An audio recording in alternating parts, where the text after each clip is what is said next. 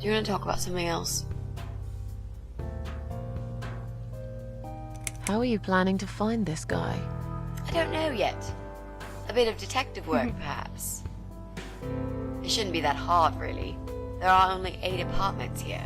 One is yours. That leaves us with 7. I was hoping that you could give me a hand, actually. You know some of your neighbors, don't you? Not many. I never really cared about them. They changed over the years, too. You probably also figured by now that this is not the sort of place where new neighbors are greeted with a freshly baked cake. You see a new face, you give them a blank stare as you pass them in the hall, and you forget about them a minute later. That bad, eh? Well, there's that bald guy who lives above me in flat 5. He came here recently to shout in my face. He's a nasty piece of work, but I really don't think he's the person you're looking for. What does he do for a living? I think he's a train driver. Oh. I can't imagine somehow that my guy would be a train driver. Okay, that's good. Leaves us with just 6. Anyone else you know? I'd have to think. You know, maybe not tonight. Let's just talk about something else, okay? I have plenty of time. There's no need to rush this. Maybe tomorrow we could sit down together and make a plan. I could draw a simple map of the building, and with your help, mark down who lives where. Sounds good to me, Mitzi. Oh, it's not raining anymore. Oh well, I don't mind rain. Sometimes I even like it. Ich auch.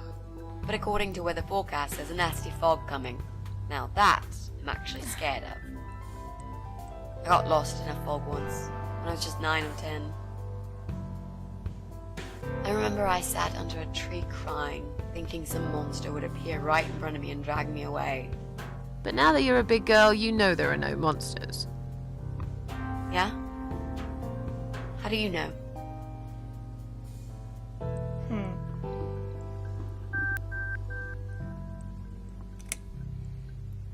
The only monsters are us. Murderers, rapists, arsonists. They're the real beasts. So far from humanity, they're no longer capable of feeling compassion or guilt. They're the ones we should really be afraid of. Yeah. But whether they're lurking in the woods or fog or the darkness of our cellars, it's all irrelevant. You can't predict what happens. You can't do anything to stop it. There is only one way. You turn into a beast yourself, and like them, you show no mercy. Whoa! Where did that come from, Miss Ashworth? I just don't like murderers. They're nothing but parasites. You mentioned a boyfriend. Tell me something about him. Yeah, okay. Let's talk about him. His name is Jack. He's dead. Oh. Miss Ashworth, are you sure you want to listen about my miserable life? I don't want to bring you down. These aren't happy stories. And I'm not a happy stories kind of person. I'm sure you've noticed by now. I guess so.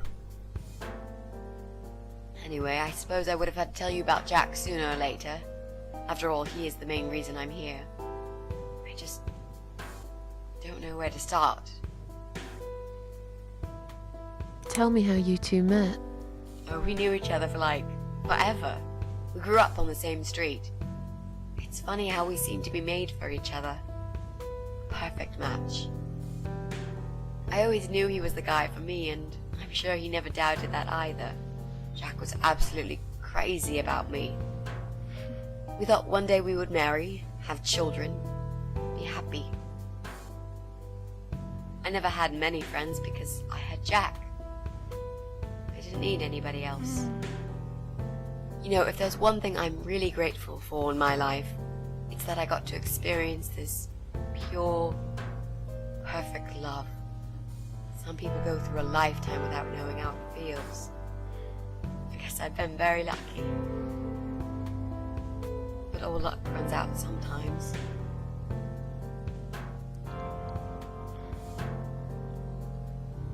How did he take the news about your cancer? He thought I was joking at first. He laughed, and he got really angry. I swore to him I was serious, but he still wouldn't believe me. We had a big fight that night. It was our first and only fight. It was awful. He smashed some stuff. His guitar, of all things, was the worst. He loved that guitar. Why did he break it? He was absolutely furious. He walked out on me that night, and when he came back the next day, he was different. He begged me to try surgery and chemotherapy. I didn't really want those things, but I did the chemo for him. It didn't help. It just made me feel sick all the time. But I did the chemo for him. It didn't help. It just made me feel sick all the time. Maybe that's why I didn't see what my cancer was doing to Jack, and it was destroying him as well. He changed. He became obsessed with death. It seemed death was all he ever thought about, even though it was me, not him, who was supposed to die. Jack made those pictures on your wall. Was he an artist? He always liked all kinds of morbid stuff, whether it was music, movies, paintings. So do I, really. We had that in common, amongst other things. People say it's depressing to listen to sad songs or watch sad films, but I never felt that way. And yet, you are scared of fog? Oh, that's different. I might be scared of fog, but I like spiders. They're beautiful. Whoa. You must be out of your mind, Mitzi. No, honestly, there's a certain indescribable beauty in sadness. Just like there's beauty in the grey and ugly winter morning when you look past the obvious and notice what others can't see. You must love my apartment then. It's like Ugly took a vacation here and never went home again.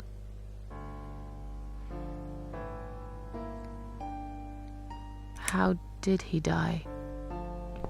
How did Jack die?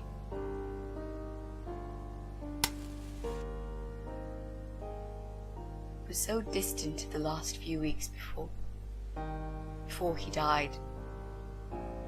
What I didn't know was that he kept looking for something. I don't think he even knew what exactly, but it eventually found him. Or rather, he found him. There are those forums online, you know, about all sorts of stuff. Fishing, computer games, horses, gambling, addictions, everything really. Accidentally, Jack stumbled upon one about suicide. Or rather, he found him. It's like a failed suicide club. People mostly try to help each other and offer support. Sometimes it just helps to know there are others like you. To listen to their stories and how they cope with their lives. But the Eye of Adam is an advocate of death. He dwells on human weakness. His job is to plant an idea, to give them a reason to die and tell them how to do it, once and for good. Jack took the bait. Before he knew, he was completely brainwashed. One day he sat down with me and tried to explain his perfect solution. It was the Romeo and Juliet kind of scenario. We were both to die together in each other's arms. It was supposed to be a quick and foolproof death. There was no chance we would have been saved, all thanks to the Eye of Adam, who created a tool for perfect suicide. He told me it was very simple. All we needed were 2 easily accessible household chemicals, which combined together create a gas called hydrogen sulfide that kills you within a couple of minutes. I told him he was fucking nuts, of course, but he just wouldn't give up. He reasoned with me, and he begged, and eventually just kept screaming at me. I figured it was his crazy idea of a modern romance, but it was downright tacky and just wrong. Finally, he said he would get everything ready and wait for me in our special place at dawn, 5 in the morning. Don't be late. Those were his last words he said to me. Then he stormed out. I cried for hours, thinking I didn't deserve all that from the person I loved most in the whole world. A few times I even tried to persuade myself that maybe he was right and I should do it. I just couldn't. I eventually fell asleep. I didn't plan it. My head was killing me. I was so tired. I woke up suddenly. I could see the sun rising out my window. It was nearly 5. In utter panic, I threw myself off the bed and ran out the door. I needed to stop him. I needed to get there before it was too late. But right there in my bedroom, before I even left, I already knew it was. When I arrived at our special place, it was already bright. We used to go there in the past, drink wine, sometimes smoke weed and listen to Pink Floyd, sometimes make love in Jack's car. There wasn't really anything special about that old parking lot. But else there was. It was completely abandoned. It was quiet. It was safe. After that day, I've never gone there again.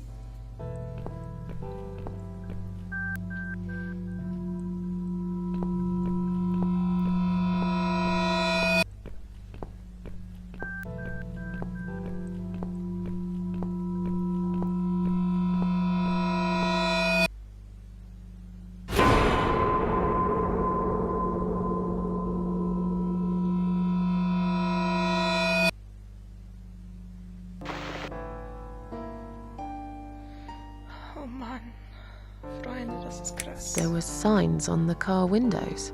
Warning signs, yeah. I found on that forum that the Eye of Adam doesn't want any accidental deaths. So we posted this poster design for people to print. It turns out there's a whole sick ideology behind it. Fumes from the car could hurt anyone who opens the door, and that's not the point. The idea is to die willingly and with clear mind, to prepare for it, to embrace it. Jesus. You'd think the police would investigate the whole thing. Sounds almost like a sect.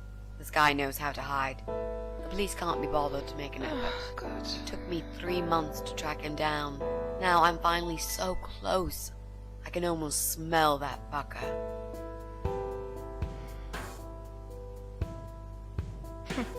How strong is that gas? Extremely deadly, it turns out. It kills in minutes. It's that stinky stuff that smells like rotten eggs, you know? At high concentrations, it can knock down an elephant. I'm so sorry. I think now I understand. He loved you so much, he couldn't bear the thought of living without you. And that guy, the Eye of Adam. I'm not surprised you want to find him. Yeah. I know I would. I'm not sure if I should believe that you only want to talk to him. But hey, that's none of my business. I wouldn't know what I'd do if this happened to me. Good to know, but I really just want to talk. I want to face Jack's killer and tell him what he's done to me. You know, the funny part is that he actually told me where he lives. He wants to meet me. Would you believe that? How come? Well, this kind of thing he does is called trolling on the internet. It's usually a form of extreme bullying, psychological cruelty. Those who are clever enough say, don't feed the troll, don't talk to them. It only makes it worse if you show any interest in them at all. You wouldn't believe me at first. He's a hungry troll who wants to devour as many hearts as he can get a hold of. I emailed him and told him I was a massive fan who loves his work. He wouldn't believe me at first. But trolls are always hungry, and I was prepared to serve him a meal fit for a king. What do you mean? I fed him so much bullshit that he really believed I'm a suicide preacher just like him. Great. I wish he'd given you his door number, though. It's all a part of some sick game he's playing. Sooner or later, I'll find him. What are those 2 chemical products? Well, I'm not sure if you want to know that. I get it. You don't want to tell me because I'm a fucking suicidal maniac. Is that it? No, Miss Ashworth. No, I didn't mean it like that. Okay. Maybe to some extent. Just replace maniac with victim and fucking with recovering. You've only just come back from the hospital. Whatever it was that made you do it, you proved you are capable of going through with it. I don't know you long enough to tell you if you're completely over it now. And the last thing I want is to give you stupid ideas. It would be just like what the Eye of Adam does. I would never forgive myself if anything happened to you because of me. I mean, how could I?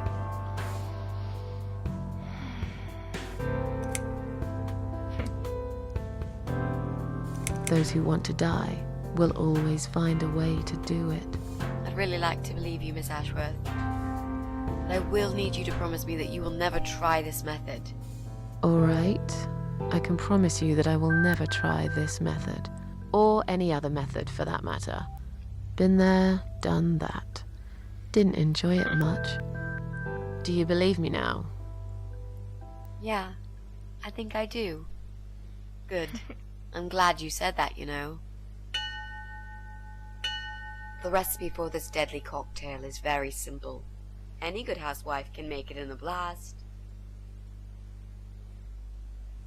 Wir sind wieder hier.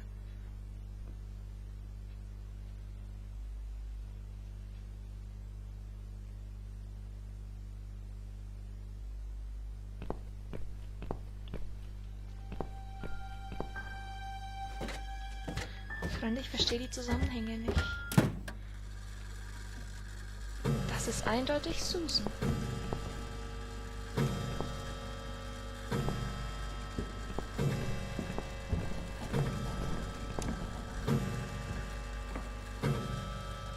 Nichts passiert. Ich brauche eine neue Glühbirne. Ich sollte mich nach einer umsehen. Schöne Lampe. Noch eine. Braucht auch eine neue Glühbirne.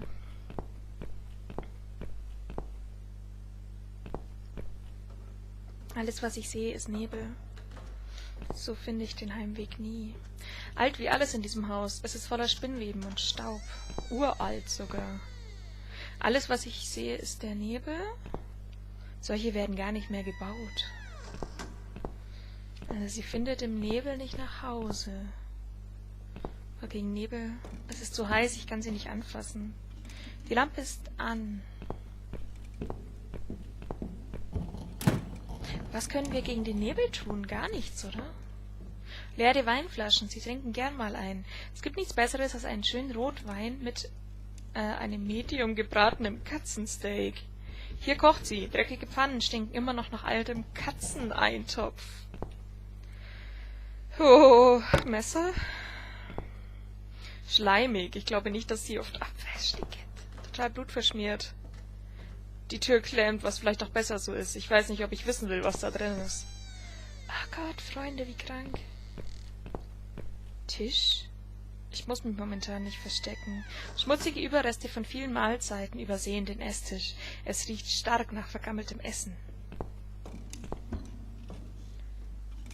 Oh. Okay. Ein kleines Gemälde. Ein Straßenverkaufsstand bei Nacht. Okay.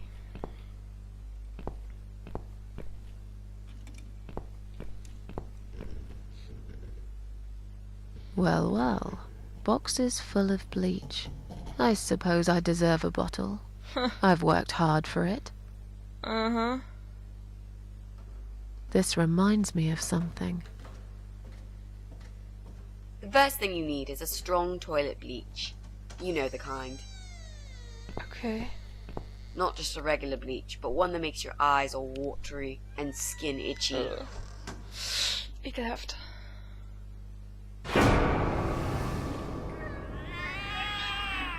What's going on? Something is wrong, Mitzi. The cats are alarming. That's exactly like when I found you, Miss Ashworth. We've got to check what's going on. Oh, I'm really sorry, but there is no way I'm going out in this fog. Fine. I'll go on my own then. Ach, Mitzi. Mist. Okay. Erdgeschoss.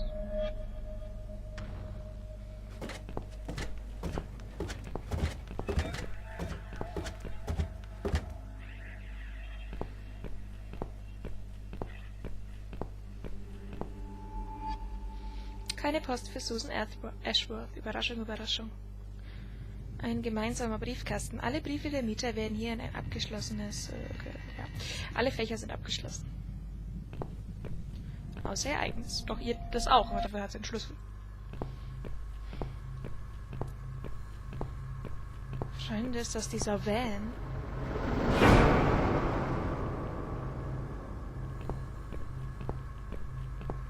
Wo sind die Katzen? Bloody fog. Can't see a thing.